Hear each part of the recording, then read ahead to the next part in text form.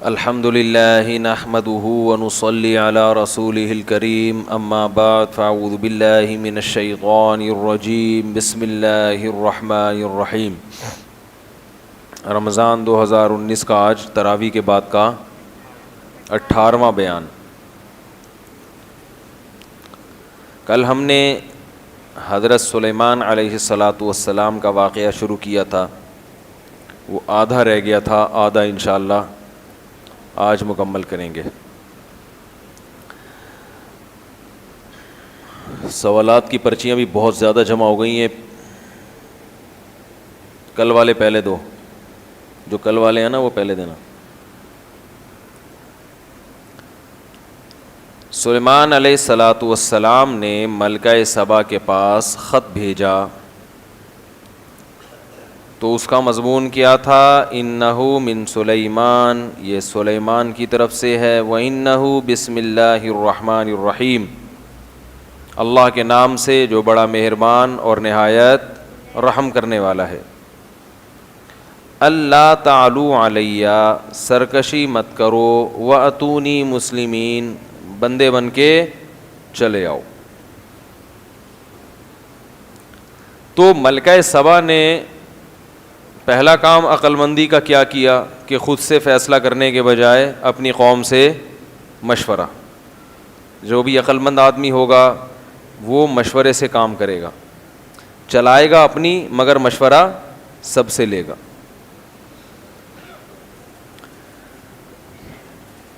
مشورہ ہوا تو وہ بھی بڑے سمجھدار لوگ تھے، انہوں نے کہا نحن اولو قوہ و اولو باس شدید، ہم کوئی کمزور لوگ نہیں ہیں کہ کوئی بھی ہمیں کہ بندے بن کے چلے جاؤ تو ہم اٹھ کے چلے جائیں، ایسا نہیں ہوتا، ایسا نہیں ہوتا، کہیں بھی دنیا میں ایسا نہیں ہوا کہ کوئی بھی آپ کو بولے آ جاؤ تو آپ چلے جاؤ، بھائی کیوں بھائی؟ والامر الیک، لیکن جیسا آپ کا فیصلہ ہو ہم ویسا کریں گے۔ کیسے زبردست لوگ تھے، آپ اندازہ لگاؤ کہ لڑائی کی بات ہے، حکم دو لڑیں گے، اب باقی لڑنا ہے یا نہیں ہے یہ آپ کا کام ہے، ہم بہرحال لڑنے کے لیے تیار ہیں۔ یہ کسی ملک کی جو کامیاب جو اچھی فوج ہوتی ہے نا اس کی علامت ہوتی ہے، بھائی وہ کہے کہ آپ بتاؤ کہاں لڑنا ہے، کس کو کوٹنا ہے، کس کو پیٹنا ہے، باقی لڑنا ہے نہیں یہ آپ کا کام ہے، ہمیں یہ بتاؤ کہ کب لڑنا ہے۔ تو یہ طاقتور ہونے کی علامت۔ اور اگر وہ یہ پوچھے کہ دیکھو لڑائی، فوج خود کہے کہ دیکھیں لڑائی بڑھائی اچھا کام نہیں ہے، ٹھیک ہے نا، لڑنا اچھا کام نہیں ہے، ابھی تو لڑے تھے ابھی پھر لڑوا رہے ہو، مروا رہے ہو، پانی وانی کی بات کرتے ہو، دل جلانے کی بات کرتے ہو، 6 مہینے سے منہ نہیں دھویا تم نہانے کی بات کرتے ہو۔ تو انہوں نے کہا کہ ہم کمزور لوگ نہیں ہیں، واقعی بڑی طاقتور قوم تھی، حکومت تھی، ریاست تھی، اور عورت کی بادشاہت تھی اس پہ۔ تو وہ اتنی سمجھدار عورت تھی کہ اس نے کہا کہ نہ تو یہ کرنا ہے کہ لڑیں گے اور نہ یہ کہ نہیں لڑیں گے، پہلے ہم یہ دیکھیں گے کہ اس نے جو اللہ کا نام استعمال کیا اور اس میں اشارہ کر دیا کہ میں تمہیں اللہ کے دین کی طرف بلا رہا ہوں، یعنی اس نے بزبان حال یہ کہہ دیا ہے کہ میری یہ لڑائی حکومت کے لیے یا پیسوں کے لیے، دولت کے لیے نہیں ہے، توحید پرست ہوں، اللہ کا نام لیوا ہوں، تو اللہ کے نام کو دنیا میں غالب کرنا چاہتا ہوں۔ تو اس کو ٹیسٹ کر کے دیکھتے ہیں۔ اس وقت تک کوئی، اس سے پہلے جو انبیاء گزرے تھے کسی نے بھی ختم نبوت کا دعویٰ نہیں کیا تھا، اس لیے تحقیق ہوتی تھی بھئی جس نے دعویٰ کیا ہے وہ سچا ہے یا جھوٹا ہے۔ تو اس نے کیا کیا کہ ملکہ سبا نے کہا کہ ابھی چیک کر کے دیکھتے ہیں، اس کو ٹیسٹ کرتے ہیں کیسا بندہ ہے، میں اس کو تحفے دوں گی، گفٹ ایسے جو اس نے کبھی دیکھے بھی نہیں ہوں گے، کیونکہ ہم بڑے پاورفل لوگ ہیں۔ اگر یہ لالچی نکلا تو یہ ان گفٹ اور ان تحفوں کو دیکھ کر متاثر ہو جائے گا، اور یہ یا تو یہ کہے گا کہ بھئی آئندہ بھی اس طرح کے، جیسے وہ جج صاحب نے کہا تھا نا بھئی اس طرح کے 5-5 ہزار کے نوٹ کے جو ثبوت تم نے پیش کیے ہیں ایسے 2-4 ثبوت اور چاہیے۔ ارے وہ ایک وکیل نے جج سے کہا کہ میرے موکل کا جو دلائل ہیں وہ قانون کی یہ کتاب ہے، اس کے صفحہ نمبر 345 پر ہیں، جج نے جب وہ کتاب کھولی تو 345 پہ 5000 کا نوٹ پڑا ہوا تھا. جج نے کہا ایسے 3 ثبوت اور چاہیے, ٹھیک ہے نا.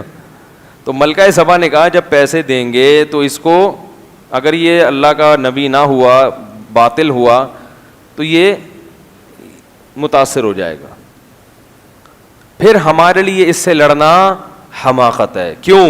ان الملوک اذا دخلوا قریۃ, لڑائی میں جلد بازی مت کرو, اس لیے کہ بادشاہ لوگ جب کسی بستی میں داخل ہوتے ہیں, اگر فتح ہو جائے تو جعلوا اعزۃ اہلھا اذلہ, قوم کے عزت دار لوگوں کو ذلیل کر دیتے ہیں. جتنی عزت ہماری ہے نا, سب سے زیادہ ہم ہی ذلیل ہوں گے. جو پہلے سے کمتر ہیں ان کو کچھ نہیں ہوگا, عزت دار کیا ہو جاتے ہیں؟ ذلیل. بھائی ذلت اسی کی ہوتی ہے نا جس کی پہلے سے عزت بھی ہو. وہ ایک آدمی گیا نا محلے میں, کہنے لگا یار تیرے بھائی کی آج بڑی شکر ہے, تیرے بھائی کی عزت نہیں ہے. اس نے کہا کیوں بھائی, یہ کون سے شکر کی بات؟ کہتے عزت ہوتی تو آج بڑا ذلیل ہو جاتا میں. کچھ ایسا کام مجھ سے ہو گیا ہے, یہ تو شکر ہے پہلے سے عزت نہیں ہے.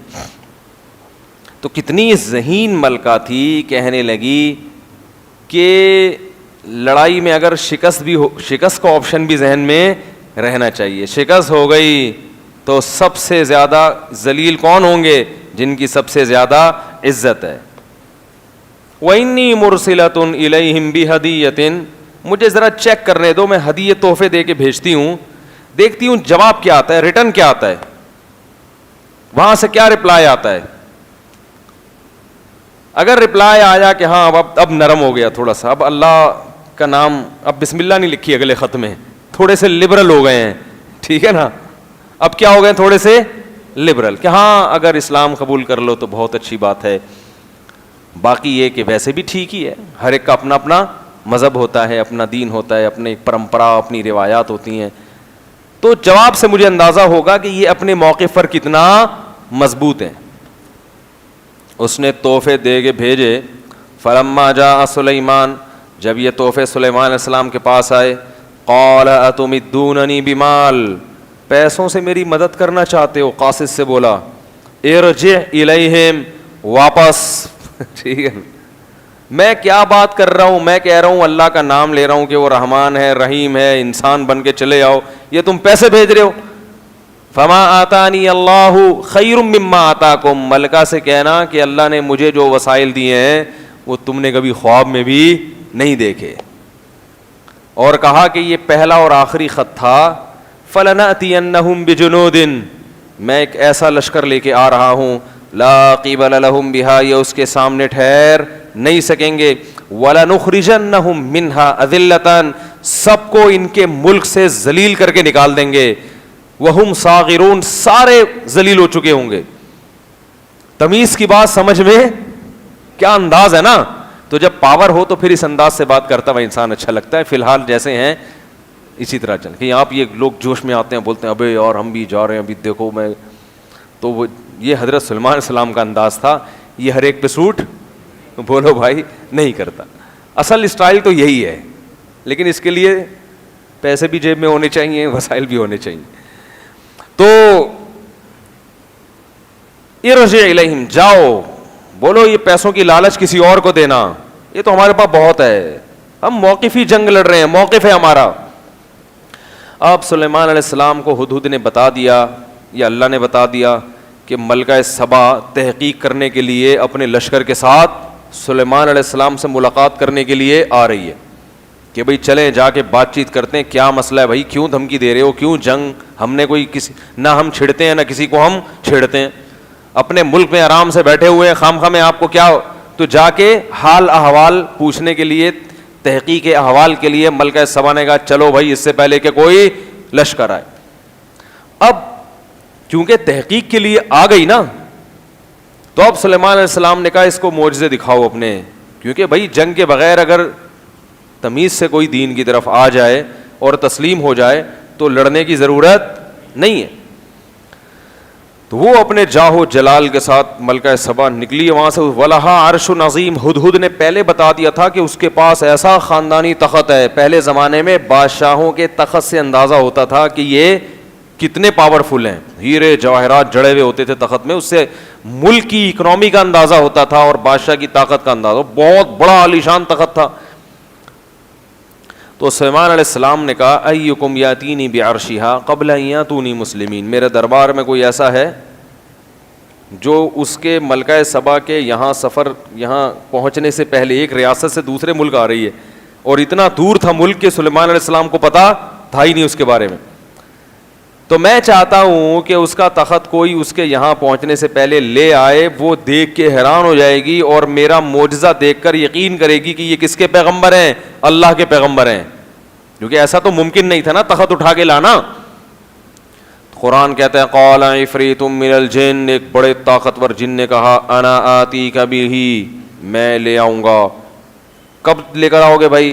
قبل ان تقوم من مقامک, آپ کی مجلس برخاست ہونے سے پہلے میں یہ تخت لے آؤں گا.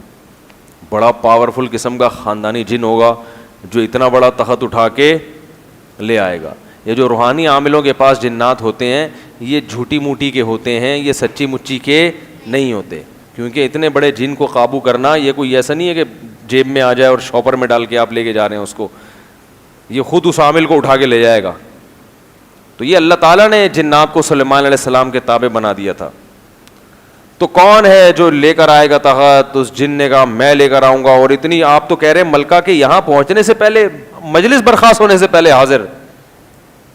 قال الذی عندہ علم من الکتاب, وہاں ایک بزرگ بیٹھے ہوئے تھے جن کے پاس زبور کا علم تھا, اللہ والے تھے, ان کے ہاتھ پہ اللہ کرامت ظاہر کرنا چاہتے تھے. انہوں نے کہا انا آتیک بہ, میں لے کے آؤں گا قبل ان یرتد الیک طرفک, آپ کی پلک جھپکنے سے پہلے. اس کو کیا کہتے ہیں؟ کرامت. یہ تو شکر ہے اس زمانے میں وہ فتنہ پرست لوگ نہیں تھے, ورنہ وہ بھی کلپ بنا کے کہ یہ تو میڈیکلی ممکن ہے ہی نہیں, یہ تو قصے سنا کے قوم کو الو بنا رہے ہیں. تو قصے بھی ہوتے ہیں اہل اللہ کے ساتھ ہی ہوتے ہیں, اور یہ نبی کے دور کے بعد بھی ہوتے رہے ہیں. یہ اس لیے کہہ رہا ہوں کہ ہر قصے کا قرآن و حدیث میں ہونا ضروری نہیں ہے. جو واقعات نبی کے دور کے بعد جو کرامتیں ہوئی ہیں وہ قرآن حدیث میں تھوڑی ہوں گی. کیا خیال ہے بھائی؟ وہ تو مشاہدے پر مبنی ہوں گی. مشاہدہ کرنے والا قابل اعتماد ہے تو اس واقعے کو بیان بھی کیا جا سکتا ہے. مشاہدہ کرنے والا ایک نمبر کا چھوڑو ہے تو وہ واقعہ بھی کیا ہوگا؟ غیر مستند. تو سب کچھ ہو سکتا ہے دنیا میں, لیکن یہ اللہ کرتا ہے, یہ بزرگ نہیں کر سکتے. تو ان بزرگ کو اللہ کی طرف سے الہام ہوا کہ آپ ارادہ کر لو میں حاضر کر دوں گا. تو ان بزرگ کو الہام ہوا, انہوں نے سلیمان علیہ السلام سے کہا کہ حضرت یہ جن ہے, یہ کہہ رہا ہے کہ میں اٹھا کے لاؤں گا آپ کی مجلس برخاست ہونے سے پہلے, میں آپ کی پلکیں نیچے آ کر اوپر جانے سے پہلے لے آؤں گا. اب ظاہر ہے جب یہ کہا تو حاضر, کیونکہ پلک تو جھپک لی نا. اگر وہ سلیمان علیہ السلام کے جواب کا انتظار کرتا تو 2-4 دفعہ پلکیں تو جھپک چکے ہوتے. اس نے کہا, انہوں نے کہا کہ میں پلک جھپکنے سے پہلے تخت لے آؤں گا, یہ کہا اور تخت حاضر. اس سے بھی پتہ چل گیا میرے بھائی یہ جو کرامتیں بیان ہوتی ہیں اس میں یہ احمقانہ اور جاہلانہ اعتراض ہے کہ صحابہ سے تو ہوا نہیں, تمہارے بزرگ سے کیسے ہو گیا. یہ وہ لوگ ہیں جو بالکل کورے جاہل, جن کا کام صرف لوگوں میں بیٹھ کے فتنہ پھیلانا, علم کے علاوہ دنیا میں ان کے پاس سب کچھ ہے. یہ پلمبر بنتے, انجینئر بنتے, لوگوں کے پنکھے ٹھیک کرتے, نلکے ٹھیک کرتے, بہت اچھا کر سکتے تھے. انہوں نے وہ کرنے کا کام چھوڑ کے لوگوں میں کیا پھیلا دیا؟ فتنہ پھیلا دیا. سمجھ رہے بات کو؟ تو ادھر کہا اور تخت کیا ہو گیا؟ حاضر. جیسے ہی تخت حاضر ہوا تو سلیمان علیہ السلام کہہ رہے ہیں ھذا من فضل ربی. اچھا دیکھو, یہ حضرت سلیمان سے یہ نہیں ہوئی. یہ بھی کوئی کہہ سکتا ہے کہ وہ کیا بزرگ سے ہو گئی, سلیمان علیہ السلام تو لا نہیں سکے. تو بھائی کرامت کسی سے بھی ہو سکتی ہے, ضروری نہیں. عیسائی یہ اعتراض کرتے ہیں کہ عیسیٰ علیہ السلام مردوں کو زندہ کرتے تھے, محمد صلی اللہ علیہ وسلم تو نہیں کرتے تھے. تم کیسے کہتے ہو کہ محمد صلی اللہ علیہ وسلم حضرت عیسیٰ سے افضل تھے؟ ہم کہتے ہیں بھائی کسی پیغمبر کے ہاتھ پہ کوئی معجزہ ظاہر ہو گیا تو یہ اس کی علامت نہیں ہے کہ وہ پیغمبر ان پیغمبر سے افضل ہیں جن کے ہاتھ پہ وہ معجزہ ظاہر نہیں ہوا. تو جیسے ایک کم درجے کے پیغمبر کے ہاتھ پہ ایک معجزہ ہو سکتا ہے, اس سے بڑے درجے کے پیغمبر پہ نہیں ہو سکتا. تو ایسے ہی ایک چیز ایک امتی کے ہاتھ پہ ہو سکتی ہے, ضروری نہیں کہ وہ پیغمبر کے ہاتھ پہ بھی ہو, یا وہ اس امتی سے زیادہ افضل امتی کے ہاتھ پہ بھی ہو, یہ ضروری نہیں ہے. کم درجے کے بزرگ پہ کرامت ہو سکتی ہے, اس سے بڑے بزرگ کے ہاتھ پہ وہ کرامت نہیں ہو سکتی. یہ عین ممکن ہے, ہوتا رہا یہ. تو اب کیا ہوا, یہ بھی ان لوگوں کے پاس علم نہیں ہے, بس کلپ بناؤ, بیٹھ بیٹھ کے پھینکتے رہو, اور بیٹھے ہوں گے کچھ لوگ وہ آگے سوال جواب سوال, وہی اپنے مطلب کے سوالات, اور پورا جواب ہوتا نہیں ہے تو دوبارہ وہ سوال نہیں پوچھتے, بس گھما دیتے ہیں. تو یہ سب بٹھایا ہوا ہوتا ہے. یہ جو پرچیاں ہیں, یہ میں نے آپ کو کہا ہے کہ یہ سوال لکھ کے لاؤ, یہ خود سے لکھے ہوئے ہیں نا. بعض دفعہ سوال لکھوایا جاتا ہے, یہ پوچھنا, اس کے آگے یہ والا نہیں پوچھ لینا ٹھیک ہے, اس پر جو اشکال ہوگا یہ نہیں, یہ والا نہیں, بس اتنا. وہ ایک آدمی کا پھڈا ہوا تو سامنے ایک بندہ آیا, اس نے کہا چھوڑو مجھے, لیکن آہستہ سے کہتے چھوڑ نہیں دینا. اس کو ڈرانے کے لیے کہہ رہا ہے وہ چھوڑ مجھے, لوگ دوست پکڑ رہے ہیں, نہیں نہیں بھائی تو کوٹ دے گا, اس کے تو قیمہ بنا دے گا, ابے اس کے تو چیر پھاڑ کے اس کے جو چانپے نکال کے باہر پھینک دے گا, نہیں چھوڑ رہے ہم. تو آہستہ سے کہتے ہیں چھوڑنا بھی نہیں آہستہ سے کیا کہتا ہے, چھوڑنا بھی نہیں, اوپر اوپر پھینکا, او چھوڑ مجھے. ابے تو ویڈیو میں دکھانے کے لیے کچھ اور ہوتا ہے, حقیقت میں انسان کی اوقات کچھ, حقیقت میں کائن میں کہہ رہا ہوتا ہے چھوڑ نہیں دینا. وہ 50-50 آتا تھا ایک پرانے زمانے میں, اللہ معاف فرمائے, اب تو چھوڑ دیا تھا ہم نے. تو وہ اس میں ایک دکھایا, وہ بڑا عجیب قسم کا ڈرامے آتے تھے, مزاحیہ, کوئی بے حیائی نہیں ہوتی تھی, اور بڑا سادہ سا مزاح دکھایا جاتا تھا. اس میں ایک دکھایا کہ وہ ایک بچی کی رخصتی ہو رہی ہے, مائیں روتے ہوئے رخصت کرتی ہیں نا بچیوں کو, تو مائیں بچی کو روتے, بھائی میری بچی دیکھ سسرال میں اچھی طرح رہنا, ہاں ہاں ہو وہ رو رہی ہے میری بچی, میرا جگر کا ٹکڑا, اتنا رو رو کے گاڑی میں بٹھایا. وہ جو کیمرہ ویڈیو بنا رہا تھا اس نے کہا وہ بٹن دبانا بھول گیا ہوں میں, کیمرے ویڈیو نہیں بنی, یعنی کم بخت اتنی مصیبت سے میں روئی تھی کیونکہ یہ تو یادگار ویڈیو ہے نا, ہمیشہ رہے گی. بچی گھر سے رخصت ہو رہی تھی تو لوگ کہیں گے ماں تو روئی نہیں رہی تھی, تو میں اتنی مصیبت سے روئی تھی پوری, میں نے اب پھر دوبارہ سے, تو اس میں دکھایا وہ کیمرہ آن ہوا, اب دوبارہ سے وہی اسٹائل, ریورس ہوئے سارے وہیں سے, پھر ہائے ہائے ہائے میں نے تجھے اتنی مشکل سے پالا. تو کیمرے کے آگے میرے بھائی حساب کتاب کچھ اور ہوتا ہے, چھپڑ میں یہ فتنہ پرست لوگوں کی بات کر رہا ہوں, اس کو بتایا ہوا ہوتا ہے اتنا پوچھنا, اس کے آگے نہیں پوچھنا, اور یہ والا تو پوچھنا بھی نہیں. مفتی طارق مسعود صاحب نے بیان میں کہا تھا کہ حضرت حسن نے اتنی شادیاں کی تھیں, اور میں نے جواب میں کہا تھا کہ کسی حدیث میں ان کتاب میں شادیوں کا ذکر نہیں ہے, اور پھر میں نے ایک بیان میں خود یہ کہا کہ مصنف ابن ابی شیبہ حدیث کی کتاب ہے, اور پھر مفتی طارق مسعود نے ثابت کیا کہ مصنف ابن ابی شیبہ میں حضرت حسن کی درجنوں سینکڑوں شادیوں کا ذکر ہے. یہ والا مجھ سے سوال نہیں پوچھنا, اللہ کا واسطہ یہ مجھ سے سوال نہیں پوچھنا, سمجھ رہے ہیں. اور اس طرح کے بہت سارے ہیں, تو اور اس طرح کے بہت سارے ہیں جو منع کیا ہوا ہے کہ یہ اللہ کا واسطہ قیامت آ جائے مجھ سے اس قسم کے سوالات نہیں پوچھنا. تو خیر کہاں چلے گئے ہم یار. تو وہ سلیمان علیہ السلام نے کیا کہا, سلیمان علیہ السلام کے ہاتھ پہ یہ معجزہ نہیں ہوا, ان کے امتی کے ہاتھ پہ ہو گیا. لیکن سلیمان علیہ السلام کیا کہہ رہے ہیں, ھذا من فضل ربی, یہ کس کا فضل ہے, میرے رب کا. اس میں بتا دیا کہ یہ اس بزرگ نے نہیں کیا, یہ کیا کس نے, اللہ نے. اور یہ میری امتیوں میں ایسے ایسے لوگ اللہ نے پیدا کیے, نیک لوگ, کہ ان کے ہاتھ پہ ایسی چیزیں ظاہر کر دیتا ہے. تو یہ اصل میں کس کا پر فضل ہے, میرے پہ فضل ہے. کسی پیغمبر کے امتی میں اگر بڑے لوگ پیدا ہوں تو یہ پیغمبر کے لیے فضیلت کی بات ہے نا بھائی. قیامت کے دن سارے پیغمبر اپنے اصحاب کے ساتھ آئیں گے, میرے یہ لوگ ہیں, میرے یہ لوگ ہیں. ہمارے نبی کس کے ساتھ آئیں گے, ابو بکر و عمر کے ساتھ. تو سب سے زیادہ فخر اپنے ساتھیوں پر کس کو ہوگا, محمد صلی اللہ علیہ وسلم کو ہوگا, کہ تمہارے ساتھ ایسے تھے تو میرے ساتھ یہ لوگ ہیں, یہ وفادار لوگ. تو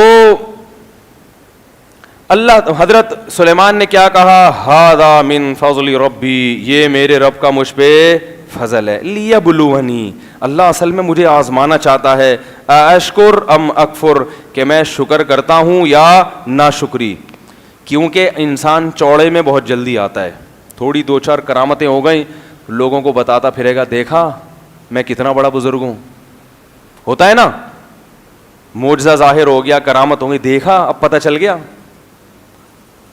تو دو چار لوگوں کو میرے بارے میں بڑے اچھے خواب آئے نا, تو انہوں نے مجھے کہا آپ بتاتے کیوں نہیں. میں نے کہا بھائی اگر کسی کو برا خواب آ گیا اللہ نہ کرے میرے بارے میں, وہ تو میں کبھی نہیں بتاؤں گا, تو اچھا کیوں بتاؤں, یہ تو پھر خیانت ہو جائے گی نا. ہم لوگ کیا کر رہے ہوتے ہیں, اچھے اچھے آ رہے ہوتے ہیں, بتا رہے ہوتے ہیں, گندے گندے چھپا رہے ہوتے ہیں, تو یہ فنڈر گیری ہو جائے گی نا. کیا خیال ہے؟ اللہ نہ کرے ہم سب کو اللہ برے خوابوں سے بچائے اور برے خوابوں کے شر سے بھی بچائے اللہ تعالیٰ. تو اعمال کو دیکھو بھائی, اعمال کیسے جا رہے ہیں. تو سلیمان علیہ السلام نے کہا اللہ مجھے آزمانا چاہتا ہے کہ میں شکر کرتا ہوں یا ناشکری. ہر نعمت پہ شکر کرنا چاہیے, تکبر نہیں. پیسہ ملا تو بھی, عزت ملی تو بھی, صحت ملی تو بھی شکر. شکر گزار کی علامت کیا ہوتی ہے؟ اس میں تواضع, عاجزی پیدا ہوتی ہے. اور ناشکری میں کیا پیدا ہوتا ہے؟ تکبر اور فخر, توہین. تیرے پاس ہے کیا, تیرے پاس تو دھیلا نہیں ہے, باتیں ایسی کرتا ہے, سب ہم نے محنت سے کمایا ہے. اس قسم کی اس کی زبان اور ٹون اس طرح کی چینج ہو جاتی ہے. اور آگے سلیمان علیہ السلام نے کہا ومن شکرا, جس نے شکر ادا کیا, فإنما یشکر لنفسی, اپنا ہی فائدہ ہوگا. ومن کفرا, اور جو ناشکری کر کے شو بازی پہ آ جائے گا, میں یوں فإن ربی غنی کریم, تو میرا رب غنی ہے, اسے کسی کی پرواہ نہیں ہے. اب جب تخت آ گیا تو سلیمان علیہ السلام نے کہا کہ ملکہ سبا آئے گی, بالکل وہی تخت دیکھے گی تو فوراً پہچان جائے گی, ہم تھوڑا سا اس کو سرپرائز دینا چاہتے ہیں. یہ طریقہ ہوتا ہے نا کہ بھئی تھوڑا سا اس کو کیا کریں ہم, ورنہ ایک دم سے نہیں, تھوڑا سا اس کو غور کرنے کا موقع ملے. کنفیوز ہو کے تقریباً ویسا ہی ہے, تو تقریباً ویسا انہوں نے بنا کیسے لیا بھائی؟ میپ تو تھا نہیں ان کے پاس, کوئی واٹس ایپ تو تھا نہیں کہ کسی نے ان کو تصویر لے کے بھیج دیو, تو بالکل, اور اتنے اربوں خربوں کی مالیت اس پہ لگی ہے, ان کے پاس اتنا پیسہ کہاں سے آ گیا, اور پھر بالکل ویسا بنا کیسے لیا انہوں نے؟ یہ 10 قسم کے سوالات ہوں گے نا اس کے ذہن میں کہ ہے تو بالکل ویسا ہی, لیکن یہ ہو کیسے سکتا ہے کہ وہاں سے یہاں اٹھا کے لے آؤ؟ کوئی جہاز وہاز تو اس زمانے میں ہوتے نہیں تھے, بحری جہاز ہوتے تھے مگر اس میں بھی تو بہت ٹائم لگے گا نا. تو قال نکروا لها عرشها, حضرت سلیمان نے کہا تھوڑی سی چینجنگ کر دو, ایک کوئی ہیرے کوئی یہاں سے اٹھا کے تھوڑا وہاں لگا دیا, تھوڑا یہاں دائیں بائیں تھوڑا سا کر دو, تھوڑی سی, زیادہ نہیں. ننظر, ہم دیکھنا چاہتے ہیں, اتہتدی, پہچان جاتی ہے, یا کبھی بھی پہچاننے سے, ہمیشہ پہچاننے سے کیا رہتی ہے؟ قاصر. ابھی ہم دیکھتے ہیں.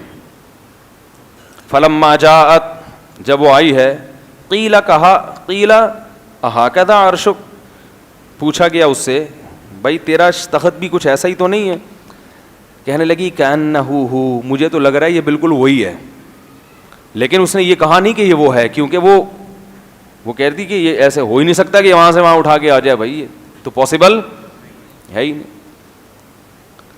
کأنہ ہو وأوتینا العلم من قبلها وكنا مسلمین, اور کہنے لگے ہمیں آپ کے بارے میں پہلے سے نالج ہے کہ آپ بھی بڑے, اللہ نے آپ کے پاس بڑے بڑے انجینئر پیدا کیے اور بڑے وسائل دیے ہیں, تو عین ممکن ہے اسی جیسا تخت آپ نے بنا لیا ہو. ہمیں پتا ہے پہلے سے آپ کے بارے میں اطلاعات ملتی رہی, تحقیق تو اس نے اور بھی کی ہوگی نا, اطلاعات پہنچ چکی تھیں کہ بھائی بڑے بڑے انجینئر ہیں ان کے پاس, بہت کچھ ہے, تو بنا لیا ہوگا, ممکن ہے اسی جیسا بنا لیا ہو. لیکن کنفیوز رہی کہ یار یہ اسی جیسا کیسے بنا لیا. تو کأنہ ہو وأوتینا العلم من قبلها وكنا مسلمین, اور ہم تو پہلے ہی تسلیم ہو چکے ہیں آپ کی صلاحیتوں کے آگے, اپنے سر کو ہم نے جھکا لیا ہے. اللہ فرماتے ہیں وصدها ما كانت تعبد من دون اللہ. دیکھو قرآن ملکہ سبا کی تعریف کر رہا ہے کہ وہ قوم جو اللہ کے علاوہ کی عبادت کرتی تھی, اس قوم نے اس کو اللہ کی شرک, اللہ کے علاوہ کی عبادت پہ مجبور کر دیا تھا. انہا کانت من قوم کافرین, کیونکہ اس کی قوم کیا تھی؟ بری. گویا اللہ ان لفظوں میں ملکہ سبا کی تعریف کر رہے ہیں کہ ماحول نے اس کو کیا کر دیا تھا, اتنی ذہین عورت کو غلط راستے پہ ڈال دیا. اس سے پتہ چلتا ہے کہ ماحول انسان کو بت پرستی پہ لگا دیتا ہے. ابھی ہم نے کل کلپ کوئی دیکھا پرسوں کہ بڑے بڑے پڑھے لکھے ٹائپ کے لوگ لگ رہے تھے ہمیں, واللہ عالم, وہ کیا ہے, گائے کے سامنے آ کے لیٹتے ہیں. ہندوؤں میں گائے ان کے کمر پہ اپنا پاؤں رکھتی ہے, ہٹا لیتی ہے, پھر وہ لیٹتے ہیں, پھر گائے آتی ہے, وہ سمجھتے ہیں آشیرواد لے رہے ہیں گائے کا. گائے کا کیا لے رہے ہیں؟ وہ میں نے کہا پاؤں رکھ کے کھڑی ہو گئی نا, یہ آشیرواد یہ مہنگا پڑ جائے گا. وہ گائے کو کیا پتا بھائی کیا ہو رہا ہے, وہ تو آ رہی ہے, ٹانگ رکھ رہی ہے, لوگ نیچے آ کے لیٹ رہے ہیں. تو بڑے بڑے پڑھے لکھے لوگ بیوقوف بن جاتے ہیں ماحول کی وجہ سے. اور یہ ملکہ سبا کے واقعے میں نا بڑی عجیب عبرت یہ ہے کہ قرآن میں جتنے واقعات بیان ہو رہے ہیں زیادہ تر کیا ہے؟ نبی نے سمجھایا, قوم نہیں مانی, اللہ نے تباہ کر دیا. وہ سارے مرد تھے, فرعون بھی مرد تھا, قارون بھی مرد تھا, حامان بھی مرد تھا. حدیث میں آتا ہے کہ اللہ نے عورت میں مرد کی نسبت عقل کم رکھی ہے, مرد کی نسبت عقل کیا رکھی ہے؟ کم. لیکن دوسری طرف ہم قرآن میں دیکھتے ہیں کہ جتنے حاکم مرد گزرے ہیں سب پیغمبروں کے مقابلے میں آ کے کھڑے ہوئے, لیکن یہ عورت تھی, اس نے تحقیق کی کہ میں دیکھوں کہ یہ اہل حق میں سے ہیں یا اہل باطل میں سے.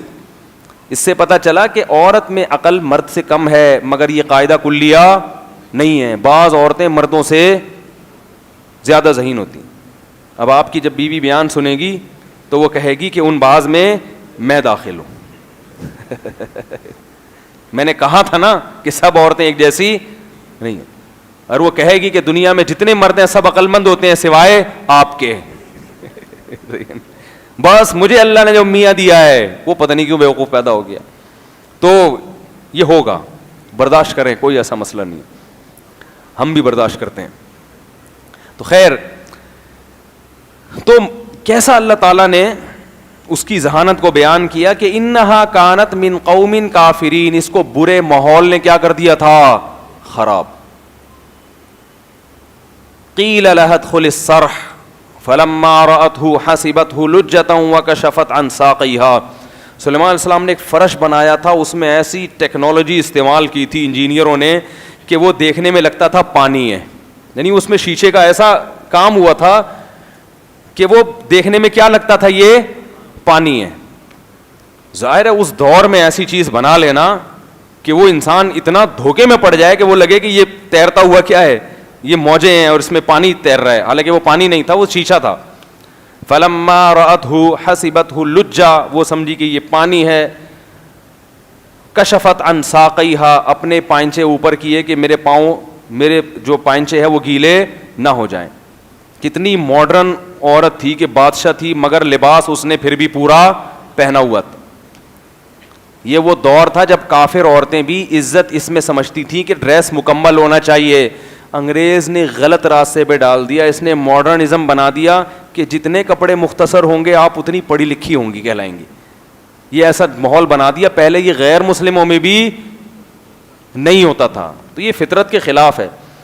تو اس نے اپنے پائنچے اوپر کیے تاکہ یہ پاؤں, یہ میرے پائنچے گیلے نہ ہو جائیں.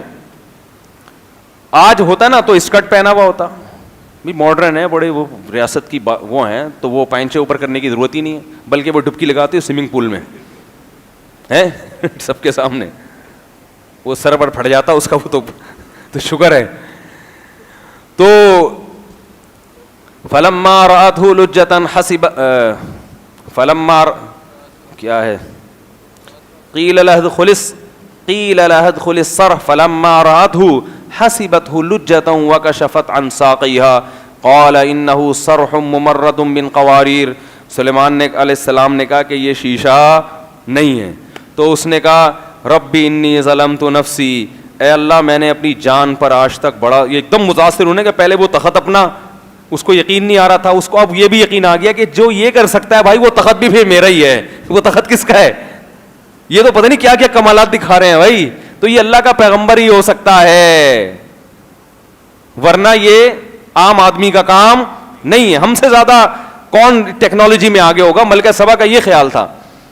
فوراً کہنے لگی ربی انی ظلمت نفسی, اے اللہ میں نے اپنی جان پر آج تک بہت ظلم کیا ہے, شرک میں مبتلا رہی.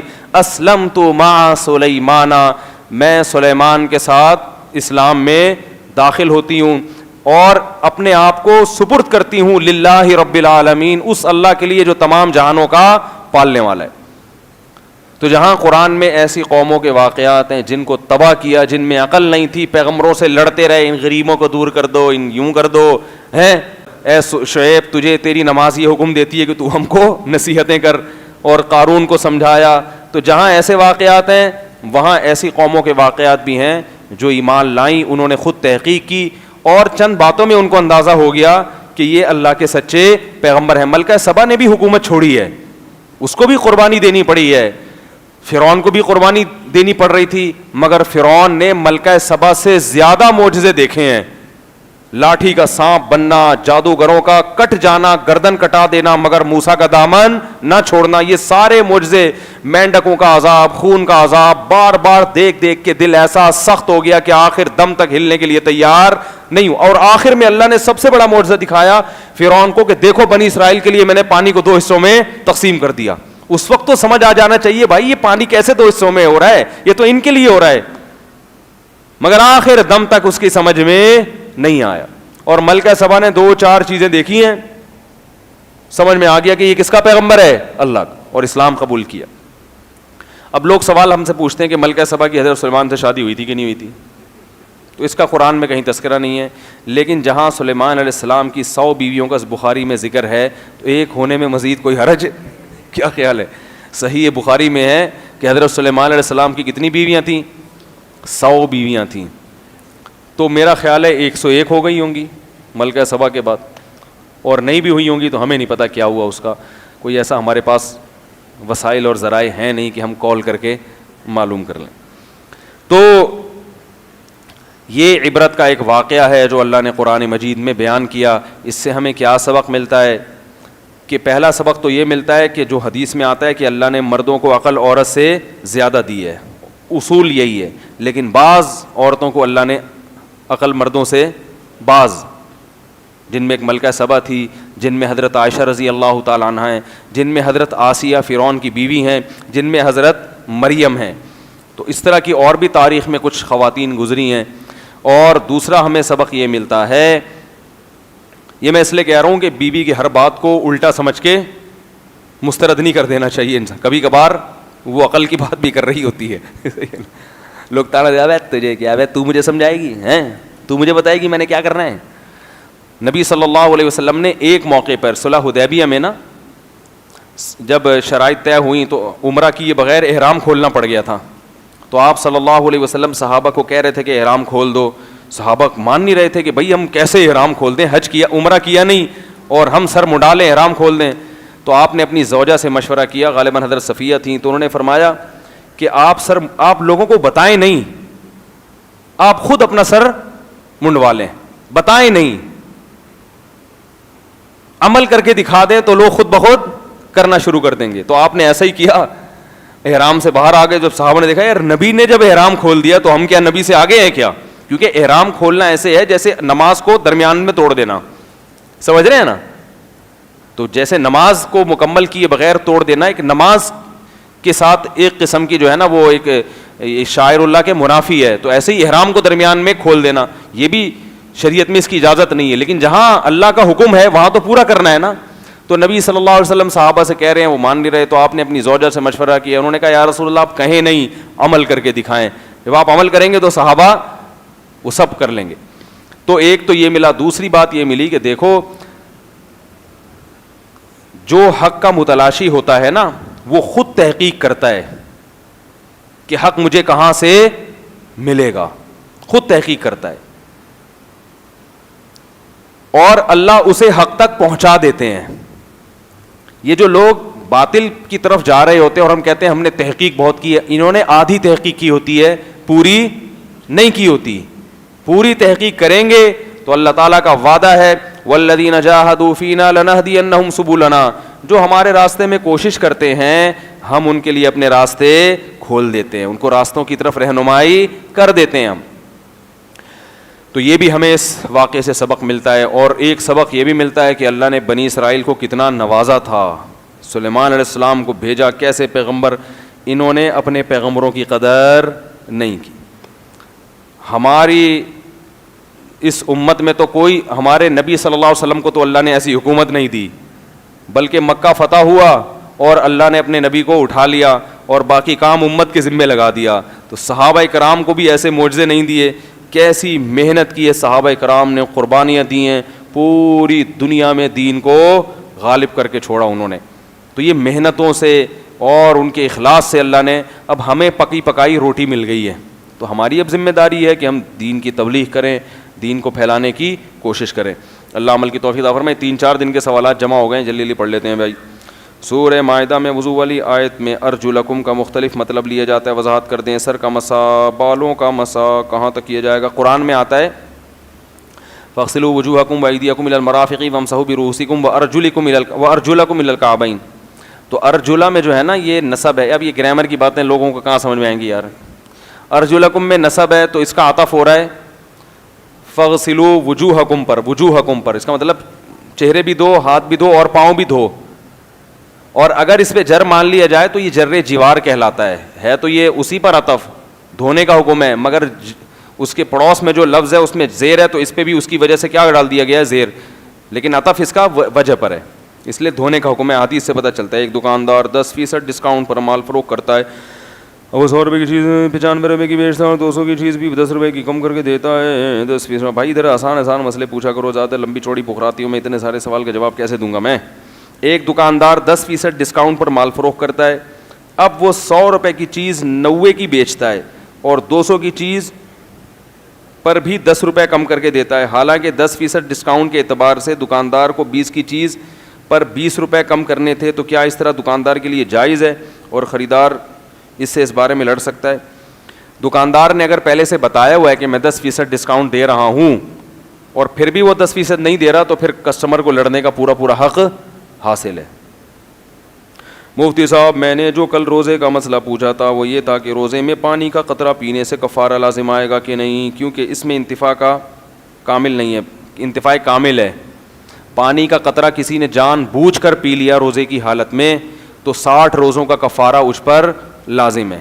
اگر کامل کا یہ مطلب ہے کہ پورا سحر ہو جائے پھر تو 6 بوتلیں پینے سے, افطاری میں تو پیتا ہی رہتا ہے عشاء تک پانی آدمی, تو روزہ توڑنا یہ روزے کی یہ جنایت ہے کہ آپ نے رمضان کے روزے کی توہین کی ہے, تو اس کی سزا ہے. تو روزہ جب بھی توڑیں گے جان بوجھ کر, کوئی شبہ نہ اس میں, جان کر بغیر شرعی عذر کے توڑیں گے. زوجہ کے قریب کوئی چلا گیا, ہم بستری کر لی یا پانی پی لیا, روٹی کھا لی, کھانا کھا لیا, تو روزہ بھی گیا اور 60 روزوں کا کفارہ بھی لازم ہے. اور مجادرہ کیوں نہیں کرتے؟ ابے چھوڑو اس کا ذکر, بات میں نے کہا ہے, وہ محترم نے جواب دیا ہے کہ میں اس لیے بحث نہیں کرتا کہ یہ لوگ پہلے اپنے مسائل تو آپس میں بیٹھ کے حل کر لیں. کیا خوبصورت جواب ہے, اسٹائل دیکھو. یہ پہلے آپس میں, اس سے تو پھر دنیا میں کسی سے بھی بات نہیں کرنی چاہیے. عیسائی آئے ہم سے بات کرنے کے لیے, ہم کہیں کہ بھائی چلو ہم تم سے بات کروں, کہہ رہے تم لوگ پہلے آپس میں اپنے مسائل تو حل کر لو. یہ ایسے ہو گیا جیسے آپ کے گھر میں میاں بیوی کا پھڈا چل رہا ہے بھائی, آپ نے اپنی ساس کو بلا لیا کہ بیگم سے بات کریں, یہ میرے حقوق ادا نہیں کر رہی. ساس کہہ رہی ہے پہلے اپنی ممانی کے مسائل تو حل کرو, اپنی چاچی کے مسائل تو حل کرو, اپنی بہنوں اور بہنوئی سے جو پھڈا ہو رہا ہے وہ تو حل کرو. تو ساری دنیا, یعنی ان کا مطلب ہے جب ساری دنیا میں جتنے مسائل ہیں سب حل ہو جائیں گے پھر انشاءاللہ ہم بات چیت کے لیے تیار ہو جائیں گے. تو وہ جو بٹھایا ہوا ہے نا سوال کے لیے, اس کو پہلے سے بولا بھائی جب میں یہ غلط جواب دوں گا تو اللہ کا واسطہ اس جواب پہ دوبارہ سوال نہ پوچھنا.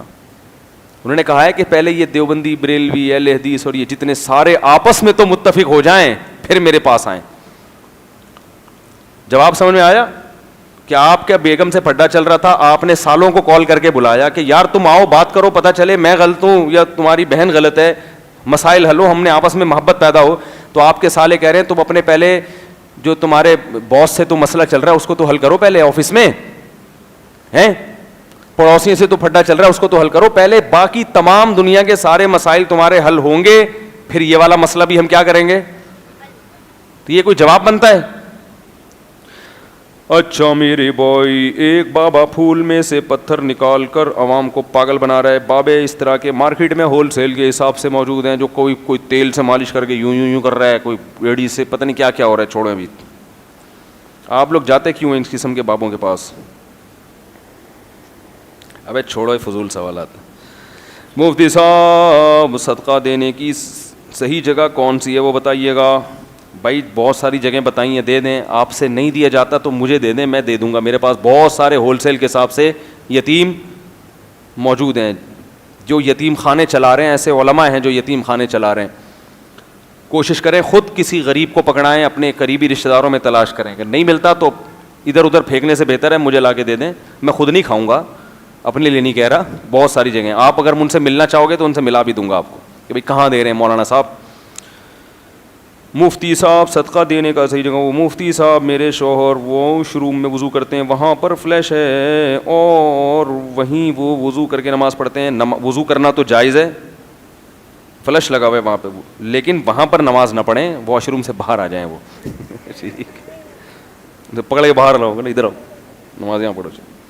ناف میں ہاتھ باندھنے کی کوئی حدیث ہے؟ نہ سینے پہ ہاتھ باندھنے کی کوئی صحیح حدیث ہے. ناف میں ہاتھ باندھنے کے بارے میں حضرت علی کا ایک اثر ہے, اب اس کے دلائل کیا ہیں پھر کسی اور وقت. سینے پہ ہاتھ باندھنے کی حدیث بھی درست نہیں ہے. وریشہ نام رکھنا کیوں صحیح نہیں ہے؟ وریشہ کوئی لفظ ہی نہیں بنتا, واو الگ ہے, ریشہ الگ ہے. اور واو کا معنی عربی میں اور بھائی صاحب ہیں, اب یہ نام رکھ دو کسی کا, اینڈ کے ساتھ کچھ بھی لگا دو, یہ نام بنے گا؟ بدعتی کو سلام کرنے کی ممانعت ہے, لیکن ان سے دین کی طرف آج کل سب کو سلام دو اچھی رکھو, سب سے دین کی طرف لے کر آؤ سب. چھوٹے بچے تھوڑی دیر بعد جو الٹی کرتے رہتے ہیں, یہ پاک ہے ناپاک؟ پاک ہے. رمضان میں اللہ سے صدقات و خیرات نکالنے کی بہت فضیلت بیان کی گئی. اللہ نے ایک عام غریب آدمی وہ کیسے نیکیاں کمائے صدقات اور خیرات نکالنے والی, تاکہ اس کو بھی, یہ تو بڑا اچھا سوال کیا بھائی, غریب آدمی رمضان میں صدقہ کیسے کرے؟ تو حدیث میں اس کا طریقہ ہے. آپ صلی اللہ علیہ وسلم نے فرمایا اتقوا النار ولو بشق تمرہ, جہنم کی آگ سے بچو کھجور کے آدھے ٹکڑے کے ذریعے ہی کیوں نہ ہو. غریب آدمی کو چاہیے کہ وہ آدھا کھجور کاٹ کر کسی غریب کو بولو بھائی صدقہ کر دے. تو آدھا کھجور تو دے سکتے ہیں نا, اور اگر کوئی اتنا غریب ہے کہ آدھا بھی نہیں دے سکتا, وہ بڑا دلچسپ واقعہ ہے صحابی کا, سنا دوں, ٹائم ہے. وہ ایک صحابی سے رمضان میں زوجہ سے ہم بستری ہو گئی, رمضان کی راتوں میں, اس وقت رات میں بھی زوجہ کے قریب جانے پر پابندی. نبی کے پاس آیا, یا رسول اللہ یہ ہو گیا. آپ نے فرمایا 60 روزے لگاتار. فرمایا طاقت نہیں ہے. فرمایا پھر 60 غریبوں کو 2 ٹائم کا کھانا کھلاؤ. انہوں نے کہا یا رسول اللہ پیسے پیسے نہیں. اب مسئلہ یہ ہے کہ بھائی جب قوت آ جائے تو روزے رکھ لینا, شرعی مسئلہ تو یہی ہے. اور اگر روزے رکھنے کی طاقت اب کبھی بھی نہ آئے, ایسا بڑھاپا آ جاتا ہے نا بعض دفعہ, تو پھر یہ کہ جب اللہ پیسے دے تو 60 غریبوں کو. تو نبی صلی اللہ علیہ وسلم نے یہ سوچ کر کہ اب ان کو بالکل ایسے چھوڑ دوں, تھوڑی بہت سزا ملنی چاہیے, تو آپ صلی اللہ علیہ وسلم نے ان سے فرمایا کہ صحابہ سے فرمایا چلو ان کے لیے کچھ جمع کرو, ان کو دو تاکہ یہ کسی غریب کو صدقہ کر دیں. تو صحابہ نے کچھ چندہ کیا, کچھ چیزیں جمع کر کے ان کو دیں, بھائی کسی غریب کو صدقہ کر دو. تو انہوں نے عرض کیا یا رسول اللہ اپنے سے زیادہ غریب کو صدقہ کروں؟ یعنی مدینہ میں مجھ سے زیادہ غریب کوئی بھی نہیں. آپ نے فرمایا مسکرائے, آپ فرمائے جاؤ کھاؤ. ٹھیک ہے, کیا کرو؟ کھاؤ. تو اصل تو یہ ہے کہ آدھا کھجور آپ کسی کو کیا کر دیں؟ صدقہ کر دیں. اس سے بھی اللہ جہنم کی آگ انشاءاللہ ٹھنڈی, جتنا اللہ کا غضب صدقے سے ٹھنڈا ہوتا ہے کسی اور چیز سے ٹھنڈا نہیں. لیکن توبہ بھی کی جائے, گناہ سے توبہ بھی کرو, اور ساتھ میں اللہ کے غضب کو ٹھنڈا کرنے کے لیے صدقہ بھی دو. تو آدھا کھجور دینے میں کیا جا رہا ہے بھائی. اور اگر وہ بھی نہیں ہے بھائی کسی کے پاس تو کوئی بات نہیں, آدھے کو بھی آدھا کر دے. وہ بھی نہیں ہو سکتا, مثلا ملا ہی بیچارے کو 24 گھنٹے کے بعد آدھا کھجور ہے کہیں سے, اس کو پتہ ہے یہ بھی صدقہ کر دوں گا میں تو مر جاؤں گا. اتنے غریب مارکیٹ میں ہوتے نہیں ہیں آج کل. کوئی ایسا غریب ہو تو مجھ سے ملے, میں ذرا لیبارٹری ٹیسٹ کرواؤں گا اس کا. وہ ملنے کے اسٹائل سے پتہ چل جاتا ہے, اتنا نہیں ہے کیونکہ ایسے ایسے چلتا ہوا آ رہا ہوتا ہے. اس کا مطلب ہے اس نے پیٹ بھر کے پکوڑے کھائے ہیں افطاری میں تسلی کے ساتھ. رمضان میں اللہ نے ہو گیا میرے بھائی. مفتی صاحب کیا ایسی کوئی حدیث ہے کہ حضور نے اپنی زوجہ حضرت عائشہ کو کسی نام سے پکارا ہو؟ ہاں, حضرت عائشہ کو عائش کہہ کے پکارا ہے آپ نے. عائش میں منادہ مرخم کہتے ہیں, آخری کو حذف کر دینا, یہ بھی ایک محبت سے شارٹ فارم ہو جاتی ہے نا بعض دفعہ. تو یا عائشہ کو کیا کہا آپ نے؟ یا عائش. اور کیا ہم اپنی زوجہ کو پیار سے کسی نام سے پکار سکتے ہیں؟ بھائی جو اچھا لگے اس کو پکار لو, صرف پکارنا ہی اگر ہے.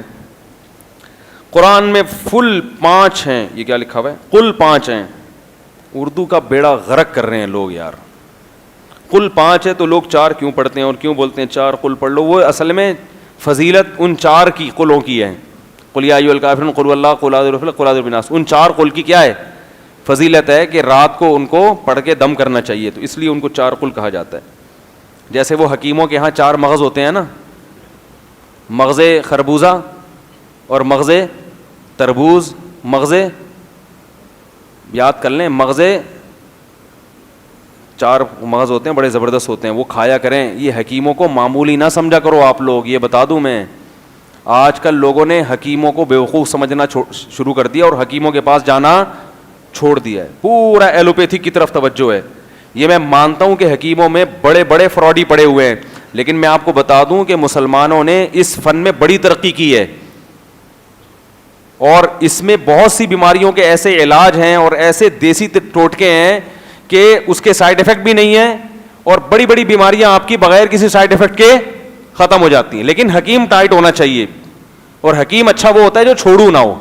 اگر آپ حکیم صاحب کے پاس گئے اور اس نے قصے سنا, میں نے یہ بندہ ٹھیک کیا, میں یوں اور پیسے بہت زیادہ لے رہا ہے, جو بہت زیادہ پیسے لے رہا ہے وہ تو 2 نمبر ہے, سمجھ لو. وہ کیا ہے, یہ 1 کروڑ کی دوا, یہ 20 لاکھ کی دوا, یہ ٹوپی ڈرامہ ہے. ہاں کوئی خطرناک بیماری ہو اور اس کی دوا واقعی مہنگی بن رہی ہو, تو حکیم کی 2 علامتیں ہوتی ہیں. بہت بڑا چھوڑو نہیں ہونا چاہیے, وہ میں یوں بھائی تو کون سا, کیونکہ مریخ سے آیا ہے تو. اور دوسرا کیا, بہت مہنگی دوا بیچ رہا ہے تو سمجھ لینا کہ یہ آدمی ٹھیک بولو بھائی نہیں ہے. تو لیکن بڑی بڑی بیماریاں میں نے خود دیکھا ہے, ایسے مریضوں کو ایلوپیتھک میں اس کا علاج نہیں ہو سکا, اور ایک گاؤں دیہات کے حکیم نے بندہ ٹھیک کر دیا. وہ بندہ بھی, حکیم بھی کم وقت گاؤں دیہات میں بیٹھتا ہے, وہ ٹھیک کر دیا اس نے. تو ایسے ایسی بیماریاں ٹھیک کر دیتے ہیں.